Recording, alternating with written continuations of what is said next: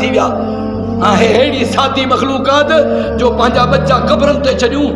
भॻाईंदी और लुंड साहब चइबो मां हिकिड़ो धंधो वाइद कयो अचा पियो तूं साम्हूं पीर हुजे हमरा हथ ॾिनो मां चए खयोंमांसि खणंदो न आहियां पर खयोंमांसि मां चयो त हे ख़बरदार काॾे में चए पाड़े वारो पीर आहे मुंहिंजी घरवारी खे ॾेखारो आयो सो उनखे 7 ॾींहं ते टिकंदी सो इन जे करे हुनखे वठी आयुसि चए पोइ तूं काॾे थो वञी शापर हुजनि हेॾा काॾे थो वञी चए हाणे मां पंहिंजे कमकार सां लॻाए 7 ॾींहं ते रही पई हे गैरत आहे मुस्लमान जी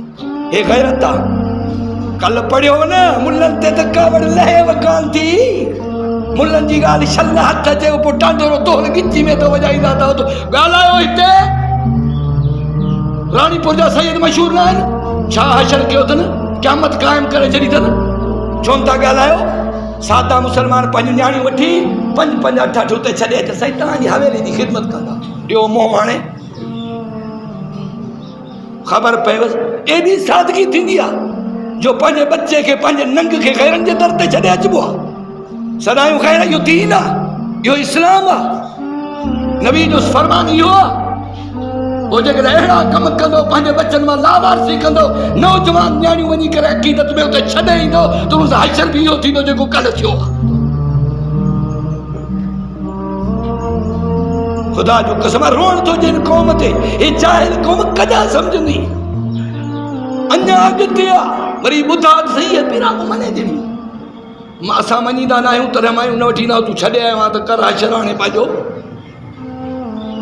एतिरो शर्म हया बि न आहे नंढड़ी न्याणी आहे छा था कयूं पिया गादियूं था हलायूं छा हुनजो हशर थियो आहे मां त चवंदो आहियां ख़ुदा जो कसम आहे हुकूमत खां मुतालबो थो कयां कहिड़े बि तबिके सां वाबस्ता हुजे इन जुर्म में मुलवस थिए मौलवी हुजे हाफ़िज़ हुजे पीर हुजे सैयद हुजे केर बि हुजे फांसी जे फंदे ते लटकाए 3 ॾींहं लटकियो पियो हुजे ख़बर पए हिननि खे पर तव्हां सां वरी साॻा वरी हिननि 7 लख ईंदा वरी टपा ॾींदा तव्हांखे नथो चवां असां पाण इन ज़ुल्म में मुलवस आहियूं केतिरा मूंखे यादि आहे असांजा सादा पंहिंजी क़ौम वारा आहिनि अबा हितो त ॿारड़ा वठी अकेलो आयो आहियां जे साईं पीरनि वटि छॾे आयो आहे साईं